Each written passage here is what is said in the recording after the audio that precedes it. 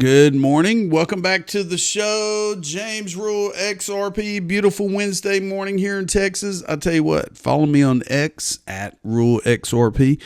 I'm a crypto teacher.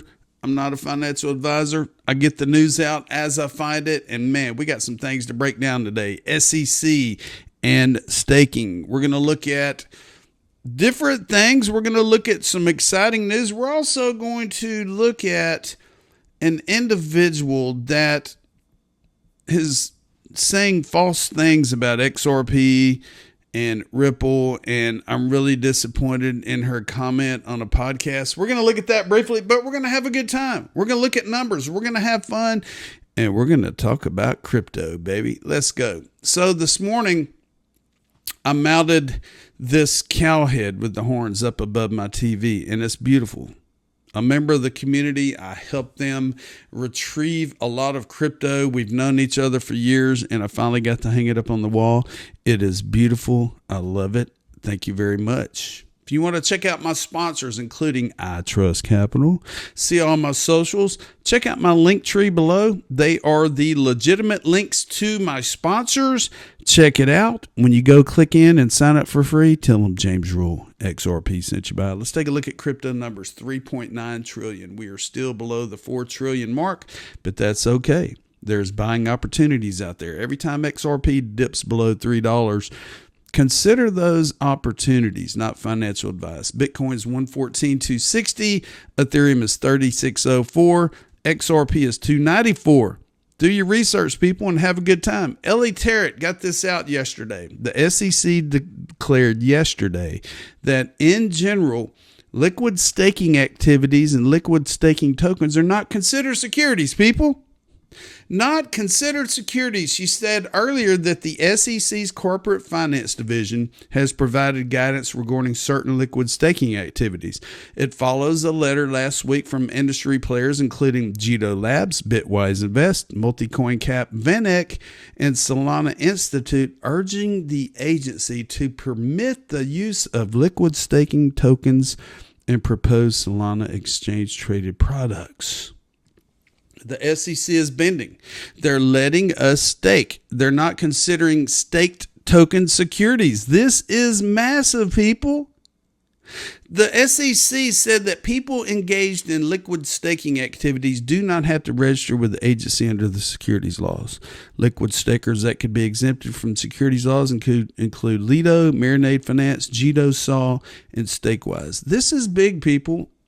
The SEC, the Securities and Exchange Commission, for the past 4 to 5 years were so anti-crypto, with Gary Gensler leading the realm. They would not give us a chance. They ran companies out of the United States. They sued companies. They pocketed the cash, and that has come to an end. Even Jesse Powell, and he follows me. He's the co-founder and chair of Kraken, the cryptocurrency exchange. He said, "Can I get a $30 million refund?" Well, the SEC sued Kraken for staking protocols, and Kraken had to pay $30 million to the SEC because they had staking. And is he going to get that $30 million refund? I sure hope so, Jesse.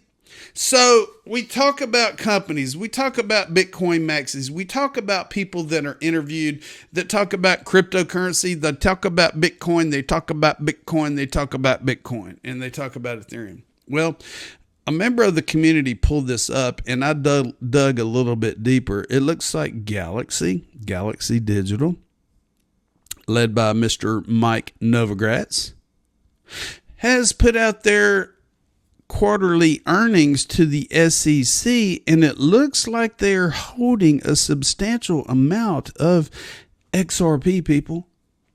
This is a quarterly report, and it states here their holdings as of June 30th, 2025.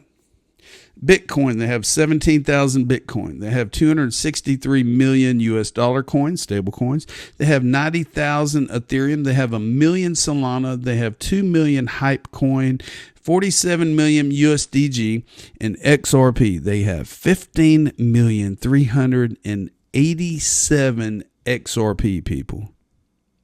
$15 million of XRP. And don't let the public tell you, oh, XRP is not being used. Ripple, the company's not using XRP. You know, Ripple's a scam, XRP's a scam. Well, why would they be holding 15 million XRP, which is worth almost $45 million, people? $45 million worth. XRP Seoul 2025. We're excited to officially introduce XRP Seoul 2025 with Ripple as the title sponsor, hosted by XRPL Korea. It's coming up September 21st, 2025. It's Seoul, one of the largest global XRP events with over 3,000 attendees from over 100 companies across over 40 countries. XRP Seoul 2025 is coming up. So yesterday, you know, we've been hearing about Ripple filing for a bank charter. Well, I found the actual documentation where they actually filed, and I'll post it below. I'll post the OCC documentation of where they applied. Said an application to organize a national trust bank has been filed with the Office of the Comptroller of the Currency. The organizers identified below intending to organize and operate a national trust bank according to the provisions of the National Bank Act, as amended, submitted an application to the OCC for permission to organize the national bank and proposed as follows: that the National Trust Bank will have the following title: Ripple National Trust Bank. The organizers and sponsoring organization of Ripple National Trust are Stuart Alderati, Timothy Keeney, John McDonald, David Puth, and John Savaglia. Ripple Labs, San Francisco, California. And I bring this up because, oh my goodness, here, you're going to get pissed off. Caitlin Long with Custodia Bank. She's well known in the community. She's fought for crypto, fought for Bitcoin, got, shut down for trying to open up a crypto bank in the United States. Well, it looks like she's mad at Ripple, and they will get their FedMaster account before Custodia Bank does. Ashley Prosper here says that add that to the 42 banks that came together to try to stop Ripple's banking license, and you start to see the big picture. Ripple is going to change the game. Now, this clip here is 3 minutes and 25 seconds, and you're probably going to get irritated because there's a bunch of lies being talked to in here. And Caitlin Long, she's in this podcast and she just starts talking smack, and it's not true. Have a listen.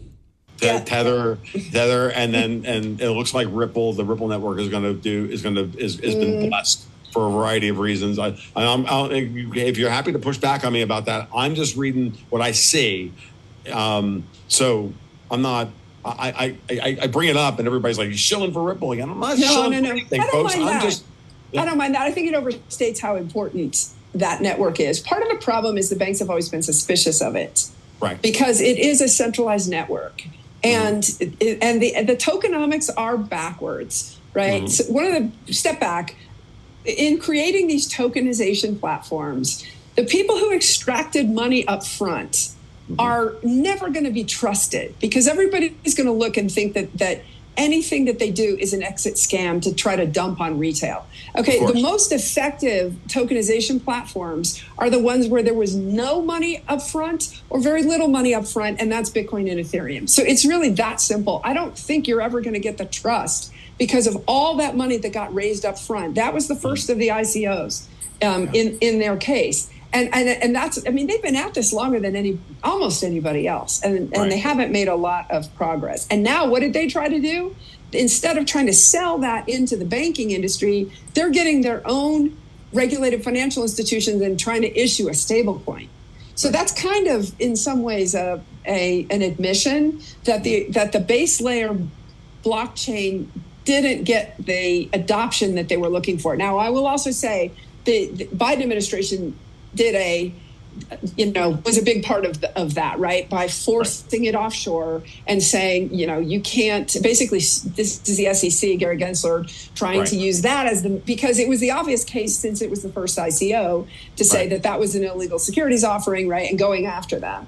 And that hamstrung them. It didn't hurt Ripple as much as the Fed hurt us, right? Everybody who was targeted by the Biden administration was hurt to varying degrees. Right. So, but I'm acknowledging that for the XRP army that's going to come after me for saying something I think rational about it, that it's not going to take over. It's not. If it were going to take over, it would have taken over a long time ago. And now they've actually pivoted to issuing US dollar stablecoins on the network, which kind of tells you that they understand that the base layer network is not going to become the base layer of replacing SWIFT. And part of it is because of those tokenomics. Sure. But that said, I mean, I think part of the reason Ethereum is running, the price has run a lot, is because when the U.S. Treasury decides which permissionless network it's going to tokenize T-bills on, and by the way, they've, of course, not announced this. I'm speculating based on something that I heard. This is coming. They're not going to use Ripple. They're going to use Ethereum. They may use Bitcoin, but the Bitcoin layer 2s are not mature enough for something like that, right? They've got to think like a bank. And the most mature blockchain platform by far for this type of issuance is Ethereum. Solana's coming up, but it's so centralized, I don't know that the US government would want to take that risk. This woman is absolutely out of her mind, and she cannot stand it that Ripple Labs, Brad Garlinghouse, Stu Alderati met with President Trump. They're in with the SEC. They're in with the CFTC. They're in with the OCC. She has no clue to what she is talking about. And Crypto Eddie at Sento Sumasaba, she's a member of the community. The entire blockchain community should be deeply disappointed in the comments made by Caitlin Long in a podcast. She conflates the decentralized XRP ledger with a centralized digital asset of all kinds company, Ripple. This is not leadership. This is ugly tribalism. It's horrible, and she should retract those comments, but she won't. So Crypto Eddie left a longer piece of this interview. I'm going to leave a copy of everything below. It's horrible. There are horrible people out there continuing to say bad things about good blockchains, about good companies. I'm pro XRP. I retired because I believed in XRP 7 years ago, and I put everything into it 5 years ago, and I was able to retire because I know I made the right decision. And many of you out there, many of my friends, many family members, many people around the world know the same thing. We made the right decision. We didn't do stupid shit and talk bad about other people and talk bad about. We went through this roller coaster. We went through all the BS with the SEC, stifling of technology, locking up our retirement accounts, locking up our wallets. But you know what? We made it through because we did the factual research. We did the right thing. We did what we were supposed to do. And by the grace of God, it's all starting to come to fruition. Let's have some fun. So I've been playing around with the Grok app. Grok Imagine allows you to take a photograph and animate it in a 6-second clip. So what I did, you got the burning house and the girl standing in front like, I told you so. So I tried to get it to create the little girl holding an XRP token, but instead it put a Bitcoin token. Check it out.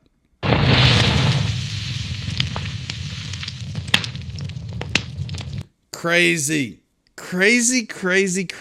AI. And you have to watch out for AI. There's scammers out there. There's people that are putting false information. Here's another famous meme here that I had it animate yesterday. Watch this.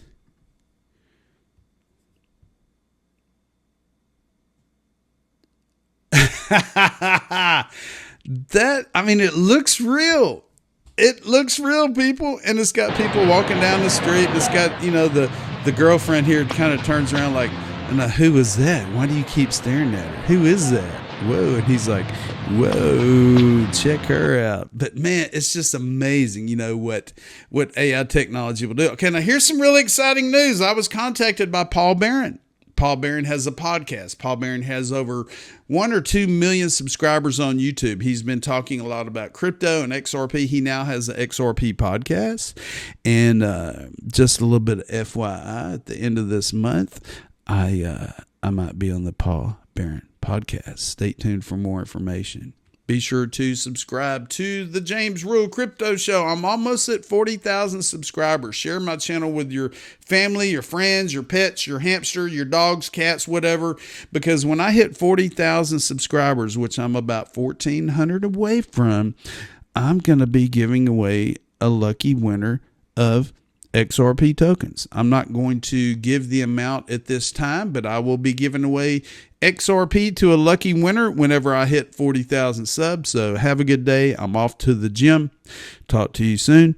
And don't forget, I told you so.